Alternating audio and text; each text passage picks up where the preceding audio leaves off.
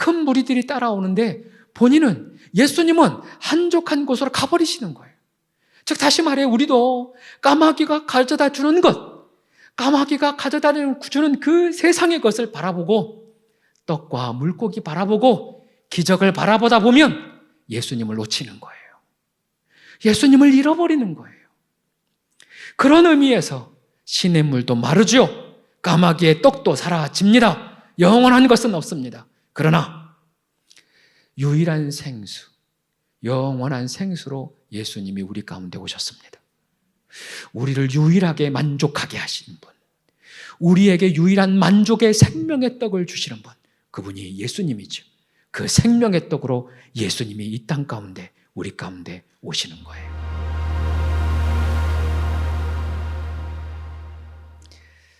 어린 시절에 배웠고 또 즐겨 부르던 찬송가 중에 나의 사랑하는 책이라는 찬송가가 있습니다.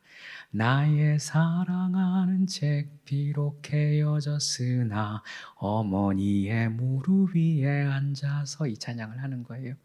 5월이 되면 이 찬양을 참 많이 했더랬었습니다. 어머니 무릎 위에 앉아서 성경의 이야기를 들었던 거예요. 어떤 이야기를 들었나? 2절에 그 성경의 이야기가 이렇게 이어집니다. 옛날 용맹스럽던 다니엘의 경험과 유대 임금 다윗 왕의 역사와 주의 선지 엘리야 바람 타고 하늘에 올라가던 일을 기억합니다. 그렇게 돼요.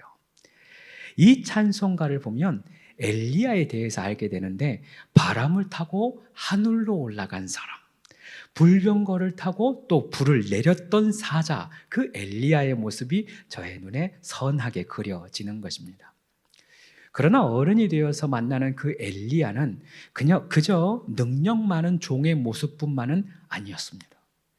엘리야는 능력의 종이기 전에 순종의 종이었습니다. 그리고 더불어 쓰임 받기 이전까지는 자신도 훈련을 해야 되는 시간이 있었습니다.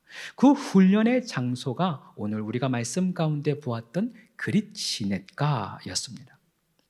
하나님이 그곳에 그를 보낸 이유가 있는 것이죠. 그릿 시냇가가 또 우리에게 주는 하나님의 메시지가 있는 것입니다. 오늘은 그 이야기를 함께 나누려고 합니다. 오늘의 설교의 제목은 그릿 시냇가에 감춰진 은혜, 그릿 시냇가에 감춰진 은혜입니다.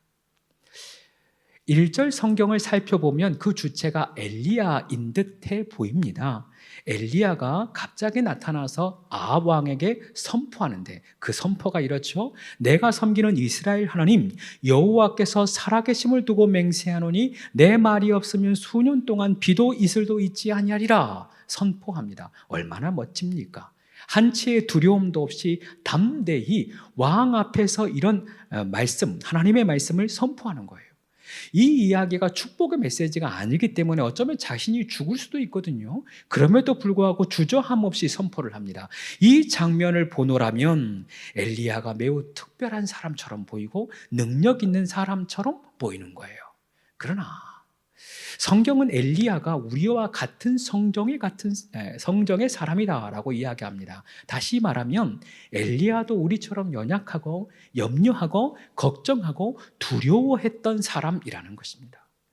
그런 그가 어떻게 이렇게 담대할 수 있었을까? 이유가 있습니다. 오늘 2절 말씀, 여호와의 말씀이 엘리야에게 임하여 이르시되라고 되어 있습니다. 엘리야가 담대할 수 있었던 이유는 하나님의 말씀이 있었기 때문이에요. 엘리야가 두려워하지 않을 수 있었던 이유는 하나님의 말씀이 그에게 들려졌기 때문입니다. 그래서 지난주 이런 이야기를 나누었어요. 엘리야의 사역의 중점은 하나님이 모든 것을 다스리시는 유일한 하나님임을 선포하는 데 있다. 엘리야의 이름 그 자체이죠. 나의 하나님은 여호와이시다. 내 하나님이 여호와이신 것이 믿어지니까 담대할 수 있는 것이고, 내 하나님이 여호와이시기 때문에 그 하나님의 말씀을 담대하게 선포할 수 있었던 것이죠. 여러분, 그렇습니다. 역사를 주관하시는 분은 하나님이죠. 하늘과 땅의 주인도 하나님이십니다. 땅을 주관하시는 분, 하늘을 주관하시는 분, 역사를 주관하시는 분도 하나님이십니다. 그렇다면 질문해 봐야 돼요. 하나님이 모든 것을 주관하시는데 무엇으로 주관하시나?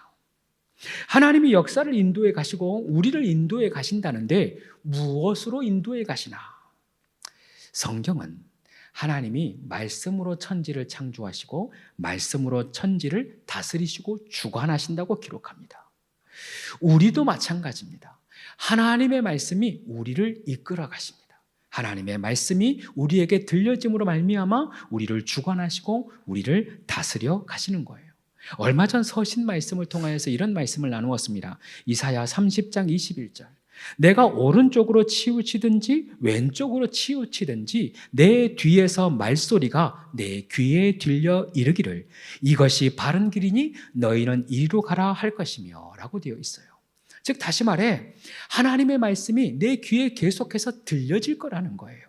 우리가 바른 길을 갈 수 있도록 우로나 좌로나 치우치지 않을 수 있도록 하나님이 내 뒤에서 계속해서 말씀해 주신다고 성경은 약속해 주시는 것입니다.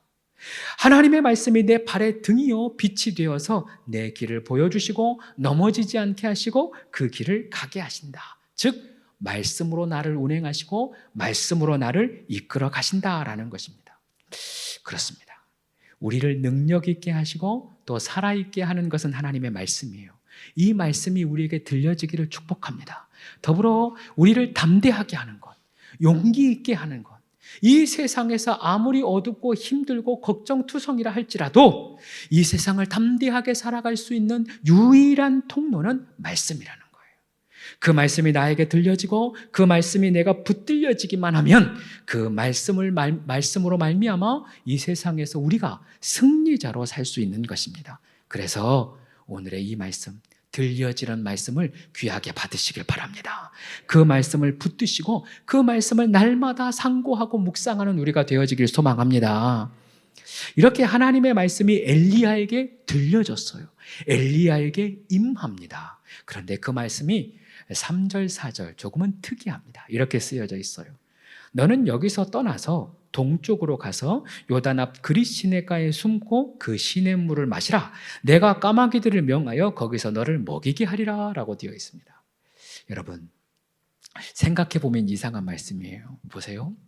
하나님의 말씀을 담대히 대언했어요. 그러면 당당히 오히려 새를 키워서 하나님의 능력을 드러내야 되잖아요. 그게 맞는 거예요. 하나님이 위대하시고 비를 그치시고 이슬도 그치시니까 오히려 큰 새를 만들어서 큰 무리를 만들어서 당당하게 서는 게 맞는데 하나님은 숨으라고 하는 거예요. 더불어 어디로 숨느냐? 요새로 숨는 게 아니에요. 군대로 숨는 게 아닙니다. 오히려 사람이 없는 곳, 도울 수 있는 곳이 없는 곳, 나를 지켜줄 사람 없는 곳, 그 아무도 없는 그릿 시냇가로 가라는 거예요. 거기서 시냇물을 마시랍니다. 그리고 까마귀가 떡과 고기를 먹을 것을 물어다 준대요. 여러분 생각해 보세요. 진짜 까마귀가 물어다 줄 건가? 그리고 더불어서 까마귀가 물어다 주는 게 얼마나 되겠어요? 생각을 해봐요. 입장을 바꿔서. 그거 얼마나 되겠어요? 그 물어준 것 가지고 살라는 거예요. 이성으로 생각하면 순종하기가 어려운 말씀이죠. 그러나 엘리야는 그 말씀을 따라서 아무도 없는 곳, 나를 도와줄 일이 없는 곳, 나를 지켜줄 수 없는 곳, 그저 하나님의 말씀에 순종하여서 그릿 시냇가로 갑니다. 5절과 6절입니다. 그가 여호와의 말씀과 같이 하여, 여호와의 말씀과 같이 하여 곧 가서, 즉시 가서, 그런 뜻입니다. 요단 앞 그릿 시냇가에 머물매 까마귀들이 아침에도 떡과 고기를 저녁에도 떡과 고기를 가져왔고 그가 시냇물을 마셨으나 라고 되어 있습니다. 하나님은 이 그릿 시냇가에서 엘리야에게 무엇을 말씀하고 싶으신 것일까요? 그리고 이 그릿 시냇가를 통하여서 우리가 발견해야 할 것은 무엇일까요? 첫 번째, 먼저는 하나님이 인도하시는 길이 때로는 우리가 원치 않는 길이라는 거예요. 얼마 전 서신에서 이 말씀을 나누었다고 했어요. 하나님은 우리를 인도하시는데 어느 길로 인도하시나? 바른 길로 인도하십니다. 그 바른 길로 우리가 가길 원하세요. 그 바른 길은 우리가 좋아하는 길은 아닙니다. 그 바른 길은 성경에 기록된 대로 때로 좁은 길입니다. 때로는 고난의 길이고 때로는 십자가의 길이고 때로는 광야의 길이기도 합니다. 그래서 때로 그 길을 걷는 동안에 우리는 인내해야 될 때도 있고 오래 참아야 할 때도 있습니다. 때로는 내 앞에 고통과 고난이 있다, 주님이 말씀하시는 거예요. 그럼에도 불구하고 그 길을 가야 하는 이유는 하나님이 명령하셨기 때문이죠. 하나님이 그것이 바른 길이라고 우리에게 말씀하신 거예요. 그 길이 하나님이 말씀하신 바른 길이요, 생명의 길이요, 의의 길이요, 천국에 이를 수 있는 유일한 생명의 길이기 때문에 우리는 그 길을 가는 것입니다. 많은 신앙인들이 하나님을 섬길 때 내 뜻대로 섬기려고 해요. 어떻게 하느냐? 이렇게 기도를 하는 거예요. 하나님이 모든 것을 주관하시니까 내 기도를 좀 들어주세요. 하나님이 모든 것을 주관하시는 주관자가 되시니까 내 뜻대로 좀 해주세요. 이렇게 기도를 해요. 여러분, 그런데 생각해 보세요. 그 기도는 모순적인 거예요. 아니, 모든 것을 주관하시는데 나만 쏙 빼요. 나는 주관하시면 안 돼. 모든 것을 주관하시는 그 하나님이 내 뜻대로 움직여줘야 된다는 거예요. 하나님이 모든 것을 주관하신다고 방금 내 입술로 고백을 했는데 나는 하나님을 주관하려고 하는 거예요. 이래서는 안 된다는 거죠. 그 기도 자체가 모순이에요. 그래서 우리는 내가 원하는 길을 가는 것이 아니라 주님의 길을 가야 되는 거예요. 우리가 기도할 때도 예수님이 기도하셨듯이 하늘의 뜻이 나에게 이루어지기를, 주님의 뜻이 나에게 이루어지기를, 하나님의 뜻이 내 가정에, 내 삶에 이루어지기를 기도해야 하는 것입니다. 그러나 너무 염려하지 마세요. 걱정하지 마세요. 왜냐하면 주님의 길은 생명의 길입니다. 주님의 길은 합력하여 선을 이루시는 길입니다. 지금은 고통스럽고 고난스럽고 그 한 걸음 한 걸음이 너무 고통스러울지라도 마침내 주님의 길은 합력하여 선을 이루십니다. 그 길을 가는 자만이 생명길에 이르는 거예요. 그 길을 가는 자만이 합력하여 선을 이루시는 그 종착점에 마침내 도달하게 되는 것입니다. 두 번째, 하나님이 이 그리 시냇가를 통하여서 우리에게 말씀하시라는 것은 하나님만 절대적으로 의지하라는 것입니다. 하나님만 절대적으로 의지해야 한다.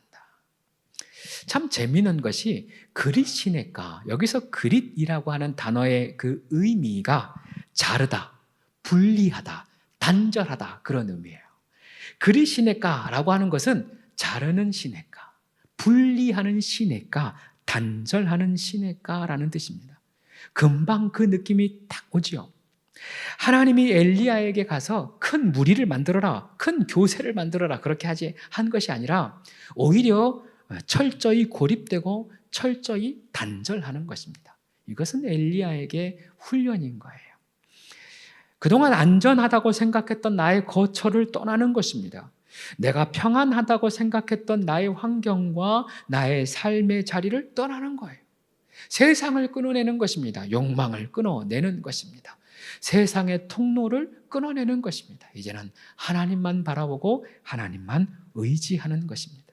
내가 의지했던 것을 다 끊어내고 주님만 보는 것입니다. 그런 의미에서 이 그릿 시냇가는 오직 하나님의 도움으로 사는 것입니다. 그리고 이 도움을 계속해서 받아가다 보면 결국에는 내 입술 가운데 이런 고백이 나오는 거예요. 하나님 도움이면 충분합니다. 하나님이면 충분합니다. 하나님의 도움이시면 나는 평생을 살 수 있습니다. 그렇게 고백하게 되는 것입니다. 제가 예수님을 청소년 시절 때 처음 만났거든요. 청소년 시절 때 주님을 인격적으로 만났고 경험적으로 만났어요. 제가 기도하는 가운데 하나님의 따뜻한 손길을 실제로 경험했어요. 내 주변에 아무도 없는데 분명하게 내 손에 만져지는 거예요. 내 등에. 이것이 얼마나 뜨겁고 얼마나 따뜻한지 단번에 알아요. 하나님이시구나. 하나님이시구나. 그 하나님의 사랑을 경험하고 난 다음에, 그 인격적으로 경험한 다음에 그 고등학교 2학년 때 저도 모르게 튀어나온 기도 하나는 주님의 사랑이 이만큼 확실하고 따뜻하다면 나는 주님을 위해서 살아야겠다. 그렇게 고백이 되는 거예요. 그 기도 너무 멋있잖아요. 그런데 제가 했으면 멋있다고 할 수가 있는데 이게 제가 할 수 있는 기도가 아니에요. 주님을 만났더니 그 기도가 나오는 거예요. 주님이 고백하게 하는 거예요. 이 사랑이면 충분하다. 주님의 사랑이면 충분하다. 주님의 사랑이 확실하니 이것이면 충분하다. 그 고백이 되어지는 거예요. 그렇게 이 고백을 하게 하기 위하여서 하나님이 우리를 그리시네가로 보내는 거예요. 그리시네가, 그곳은 불편한 곳이죠. 그것은 결핍이 있는 곳입니다. 관계가 끊어지는 곳입니다. 의지했던 모든 것이 끊어지는 거예요. 나를 도울 수 있는 사람이 아무도 없는 곳이 그리시네가입니다. 그래서 그곳에 우리를 부르셔서 하나님이면 충분하다는 경험을 하게 하시는 거예요. 하나님이면 충분하다는 것을 깨달을 때까지 그 그리시네가에서 계속 머물게 하는 것입니다. 하나님을 의지하는 훈련을 하는 것이고 하나님만 바라보는 훈련을 하는 것입니다. 우리 가운데 그럴 수 있어요. 그리시네가에서 궁핍과 결핍을 경험할 수가 있어요. 지금의 여러분이 걸어가는 과정이 의지할 수 있는 사람 없고 나를 도울 리가 없는 그런 상황 가운데 거하시는 분들이 분명히 있을 수 있습니다. 그러나 그때는 하나님이 그리시네가라는 것을 분명히 알고 오히려 빨리 끝내내는 게 좋아요. 오히려 누구를 찾으려고 하지 말고 그 찾는 욕심과 그 찾는 시선까지 내가 끊어내는 거예요. 과감히 끊어냅니다. 그리하면 그리시네가에서 나를 도우시는 하나님을 만납니다. 나를 먹이시는 하나님을 만나고 나를 보호하시는 하나님을 만나요. 실제로 엘리야가 그리시네가에 있는 동안에 한 번도 굶지 않았고 그 옷이 해지지 않았고 그 어떤 사람의 공격도 받지 않았어요. 하나님이 보호하시고 지키는 것입니다. 이러한 은혜가 여러분의 삶 가운데 있기를 축복합니다. 이제 마지막이에요. 오늘 하나님이 까마귀를 통하여서 엘리야를 먹이는데 또 시냇물을 통하여서 마시게 하시는데 이 본문을 가지고 옛 부흥 강사님들, 목사님들이 까마귀의 은혜를 많이 나누셨어요. 아무 의지할 곳 없을 때 하나님이 까마귀를 보내어서 먹을 것을 주셨다. 정말 먹을 것 없을 때 하나님이 쌀 한 바가지를 보내주셨다. 이런 이야기를 정말 많이 했어요. 귀한 간증이죠. 저도 그런 간증이 참 많아요. 제가 일반 학교를 다니다가 신학대학원을 가게 되었습니다. 주님의 길을 가려고 하는데 저희 그때도 형편이 별로 좋지 않았으니까 어떻게 해야 되나 고민하고 있을 때 그때 제가 섬겼던 시골교회, 정말 시골교회예요. 그 시골교회 어르신들이 십시일반 돈을 모아서 저를 처음 신학대학원 등록비를 대주십니다. 그 은혜로 제가 신학교를 갈 수가 있었죠. 한소망교회 사역을 시작하고 또 마치고 개척할 즈음에 벌써 이제 2년째가 되어가는 것 같아요. 제가 잘 알지도 못하는 분들이 저를 따라와 주셨어요. 제가 40명이 함께 나왔는데 그중에 한 절반을 제가 아는 분이고 또 절반은 제가 모르는 분들이었어요. 이분들이 저를 어떻게 알고 따라왔나 싶어요. 알면 못 왔을 것 같아요. 지금 생각해보면. 그런데 그렇게 나와 주셨단 말이죠. 그리고 이곳에서도 지금의 여정까지 물질로 인하여서 어려움이 없었고 또 교회에 쌀이 떨어지지 않고 반찬이 떨어지지 않고 여기까지 왔어요. 정말 까마귀의 은혜가 저에게 있었죠.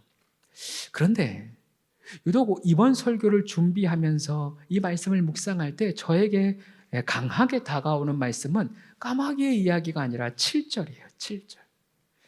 땅에 비가 내리지 아니하므로 얼마 후에 그 시내가 마르니라. 그 시내가 마르니라. 하나님이 까마귀를 보내는 것을 언젠가는 멈출 때가 있다는 거예요. 하나님이 보내시는 그 시냇가에 물이 마른 거예요. 아니 이곳에 물이 마르면 어떻게 됩니까? 이 말씀을 묵상할 때 제 마음 가운데 두려움과 걱정이 생겼어요. 그러니까 나 까마귀 안 보내주면 어떻게 하나? 지금까지 이 여정 가운데 하나님이 잘 채워주셨는데 언젠가 이것도 마르게 되면 어떻게 하나? 그 마름의 걱정 그리고 염려 그 마음이 저에게 불현듯 다가오는 거예요. 두려움이죠. 그런데 그 두려움이 다가오는 순간 제가 금방 깨달았어요. 까마귀와 떡을 의지하면 걱정이 되는구나. 내가 하나님 의지하지 않고 까마귀와 신의 물을 의지하면 그 또한도 우상이 될 수 있구나. 그 생각이 드는 거예요. 그 깨달음이 드는 거예요. 여러분, 까마귀가 물어지는 것만 바라보면 진정 바라보아야 할 분을 잊어버려요. 까마귀와 물을 바라보다 보면 언제 이거 마르나? 그거 준비해야 되는 거 아닌가? 뭐라도 해야 되는 것 아닌가? 그 염려와 걱정이 불현듯 다가온단 말이죠. 오병이어의 기적을 경험할 때 백성들이 그랬어요. 예수님께서 오병이어의 기적을 이루시죠. 그 기적을 경험한 백성들이, 큰 무리들이 예수님을 따르는데 예수님은 아는 거예요. 이 무리가 왜 자신을 따르는지. 그래서 이 백성들이 나를 따르는 것이 내가 메시아이기 때문에 그런 것이 아니라 떡과 물고기 때문에 따른다라고 얘기해요. 그래서 예수님이 어떻게 하시나? 산으로 올라가 버리세요. 큰 무리들이 따라오는데 본인은, 예수님은 한적한 곳으로 가버리시는 거예요. 즉 다시 말해 우리도 까마귀가 가져다 주는 것, 까마귀가 가져다 주는 그 세상의 것을 바라보고, 떡과 물고기 바라보고 기적을 바라보다 보면 예수님을 놓치는 거예요. 예수님을 잃어버리는 거예요. 그런 의미에서 시냇물도 마르죠. 까마귀의 떡도 사라집니다. 영원한 것은 없습니다. 그러나 유일한 생수, 영원한 생수로 예수님이 우리 가운데 오셨습니다. 우리를 유일하게 만족하게 하시는 분, 우리에게 유일한 만족의 생명의 떡을 주시는 분, 그분이 예수님이죠. 그 생명의 떡으로 예수님이 이 땅 가운데, 우리 가운데 오시는 거예요. 그래서 오늘의 말씀 가운데 또다시 결단하게 되는 겁니다. 우리는 예수님을 찾아야 됩니다. 우리는 예수님을 불러야 됩니다. 까마귀가 가져다 주는 것, 예수님이 보여주었던 떡, 그 물고기 바라보지 말고 예수님, 예수님, 예수님, 오직 예수님을 찾고 예수님을 바라보아야 합니다. 예수님을 갈망해야 합니다. 주님을 찾고 주님을 부르짖어야 합니다. 그리하면 주님이 내 필요를 채우시죠. 영원히 목마르지 않는 생수를 주시고 영원히 굶주리지 않는 생명의 떡을 주십니다. 그럼에도 불구하고, 여기까지 말씀을 했는데도 불구하고 그래도 우리는 뭐 먹고 삽니까? 먹을 것이 있어야 되는 것 아닙니까? 세상 사람들 부자 되어지고 세상 사람들 잘 되어질 때 나는 가난해도 됩니까? 그렇게 물어볼 수 있어요. 그러나 그럼에도 불구하고 또 저는 얘기할 수밖에 없어요. 사람이 떡으로 사는 것 아닙니다. 사람이 세상에 부자 되어서 사는 게 아닙니다. 부자로 행복할 수가 없습니다. 내가 누리는 것으로, 세상의 것으로 절대 행복할 수 없습니다. 진정한 행복과 진정한 부유함은, 만족함은 오직 예수님을 만날 때 찾아옵니다. 세상의 것이 없어서 가난한 게 아닙니다. 주님이 없을 때 진짜 궁핍해집니다. 돈이 있어도 궁핍하고 부자가 되어도 끊임없는 갈망으로 괴로움 가운데 사는 것이 세상의 사람들입니다. 그러니 예수님을 구하시길 바랍니다. 예수님만을 구하시길 바랍니다. 말씀 정리합니다. 그래서 하나님은 우리를 부자 되는 곳으로 인도하지 아니하고 성공하는 곳으로 인도하지 않고 그리 시냇가로 인도하는 거예요. 그리 시냇가로 숨어라. 주님의 날개 아래 숨어라. 광야로 숨어라. 우리를 부르십니다. 사랑하는 여러분, 그리 시냇가 두려워하지 말고 주님과 함께하는 곳이니 기쁨으로 나아가시기를 바랍니다. 광야, 그까짓것 두려워하지 말고 오히려 그곳에서 주님의 채우심과 만족함을 누리시기를 축복합니다. 기쁨으로, 차원함으로 오히려 주님을 찾는, 주님과 동행하는, 예수님이면 충분하다고, 예수님이면 모든 것이 채워진다고 고백하고 실제로 주님만을 구하며 나아가는 우리 모두가 되기를 축복합니다.